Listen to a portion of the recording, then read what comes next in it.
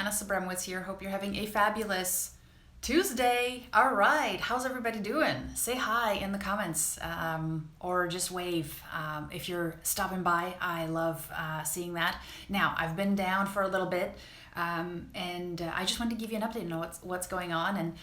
And also, in a way, this is a very selfish endeavor because what I'm doing is I'm actually just documenting my process because of something that's happened and that I'm launching. So last week was a little quiet and I wasn't on. I kind of turned off my lives. I was only supporting my customers and my accelerator group for scenarios because I really needed to step back and think about what's the most important thing right now, because I got things in the works and they're very important to me. And one of the things that I notice is that this is personal, obviously, because I'm the kind of person who's very curious about things. I'm the person who likes to learn, loves to read.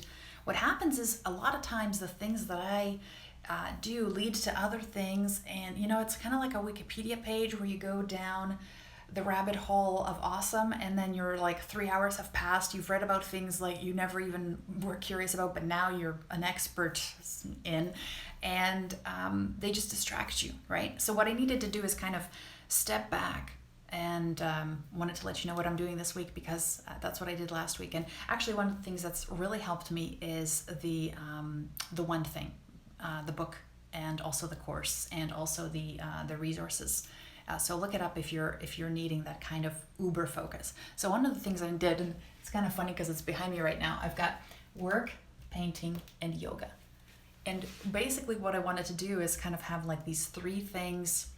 I probably should, that to me are like the three things that I want to really just have emphasis and focus on. And if something comes up that doesn't support my practice or my painting or my work, I kind of got to let it go. So that means other projects, that means other little distractions, events, all those things, they kind of have to be aligned with my key things. And that's not to say, I've got other things on there like language learning and all those things, but for now, they're going to be put away because for me, these are the things that I've prioritized. So the thing that I've prioritized that you might be interested in, especially if scenarios are your thing, is as you may or may not know, I've been working with customers to help them develop scenarios, interactive episodes. And I'm working on that with my partner, Ryan. He's really been like, I'm kind of the talky person and the person who does a lot of the delivery.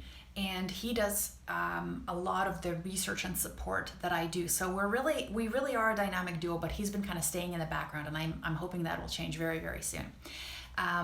Because he has so much value and so much just a different perspective. Like a lot of times, you talk to somebody and you're like, wow, I'm glad we had this conversation because we are on such different wavelengths when it comes to even looking at the same thing that we can learn so much from each other. And that's really cool. Sometimes it's very frustrating and we want to always be surrounded by people who, drink the same Kool-Aid, but that actually makes you better because you're always trying to understand the other person and they're trying to understand you. And if you work through that first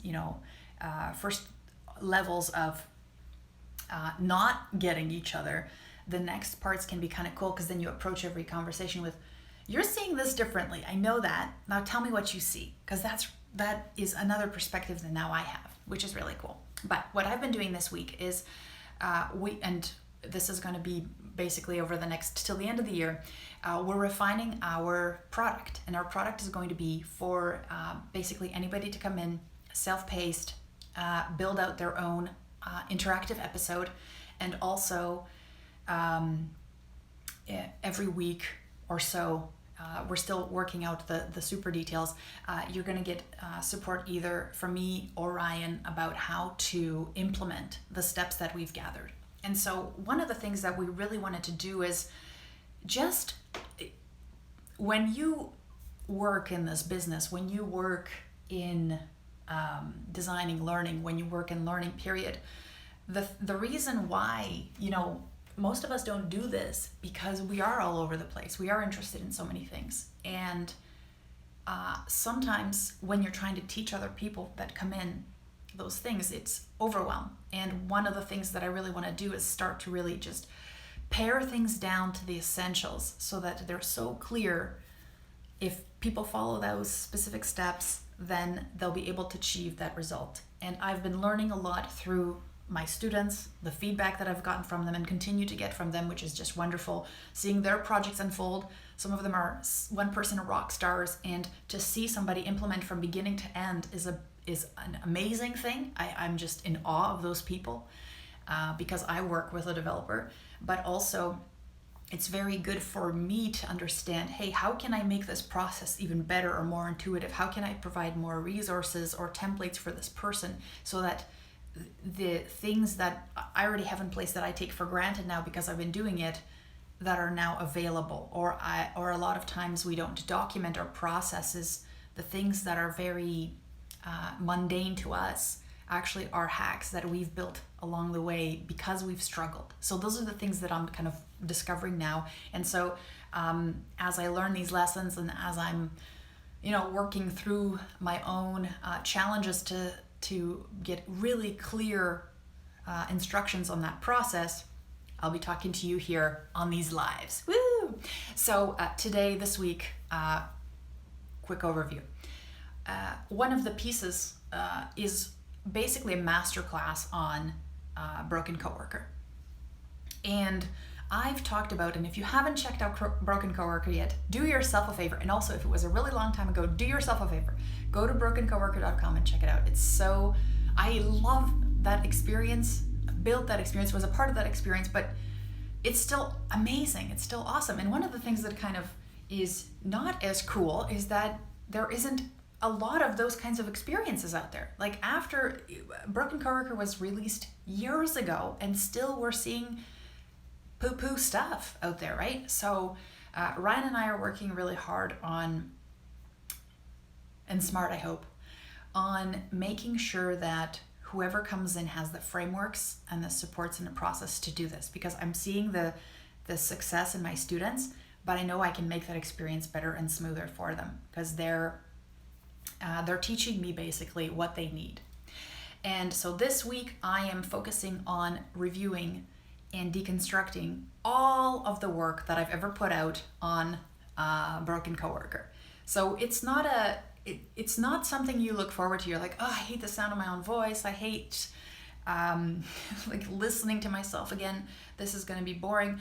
But I have to tell you, what's very interesting is that this idea of documentation, which is kind of, like I said at the very beginning, very selfish, to be able to go back and look at your own teaching, you not only catch common threads, which are essentials, because that's what I want to reduce these things to, is the primary essential soup that you can use to make your own interactive experience that's just as powerful without all the frivolities of, and also this, and also this, and by the way, did you notice this? I'm trying to get rid of all that. But also, the other thing was really cool by looking and revisiting your own work and your own explanation is I'm finding that depending on the project and the time of the year that I was involved in other things, what happened is my perspective on why certain pieces were used and why certain strategies were better than others and how to incorporate them into the work, they evolved and changed as I was producing these pieces. So some of the lessons that I learned a year ago, let's say when I was launching a YouTube video about the walkthrough of Broken Coworker, it was a big picture review.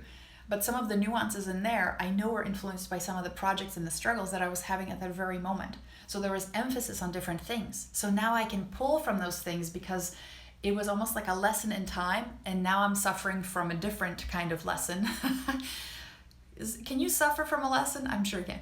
And then what happens is I get to pull all those things together now and say, hey, if you're struggling through this, here's something. So it's not like a super beautiful process. It really is like, it feels tedious, but I'm trying to approach it with this mindset that all of this is I don't need to invent the wheel, but this has been an evolution, and to not judge what I've done, but look at it now with in retrospect with the experiences that I've had with my students and the projects that they've put out, to say, hey, okay, this is useful. And if they knew that, or maybe if I emphasized it a bit more, I didn't make it a side note, it would have helped more. So those are the things that I'm working through, and that's this week, baby. So tomorrow, I'm gonna be doing the same thing.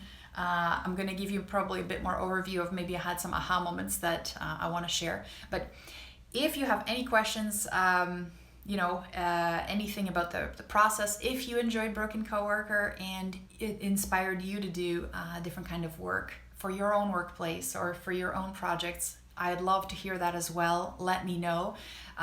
Also, if you're enjoying the conversations, let me know. That's pretty cool.